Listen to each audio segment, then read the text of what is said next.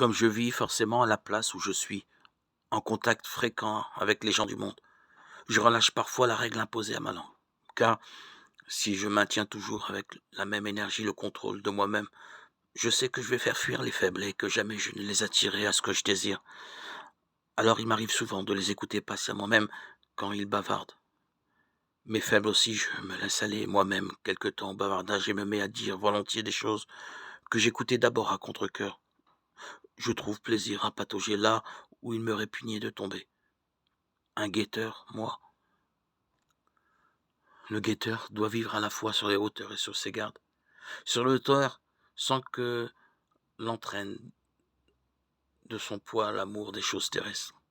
Sur ses gardes, de tous côtés, de peur que ne le frappent de ses traits quelques ennemis dissimulés. Mais il ne suffit pas au guetteur de vivre un haut idéal. Il faut encore qu'il ne cesse pas, par sa parole, d'attirer ses auditeurs à l'idéal et d'enflammer leur âme de l'amour de la patrie céleste. Cela, il le fait bien quand sa parole brûle du feu de sa vie. Une lampe qui ne brûle pas elle-même ne saurait enflammer un objet sous lequel on la place. Aussi, la vérité, dit-elle de Jean, il était la lampe qui brûle et qui brille. Il brûlait du désir du ciel, il luisait par sa parole. Pour assurer la vérité de la prédication, il faut donc l'élévation constante de la vie.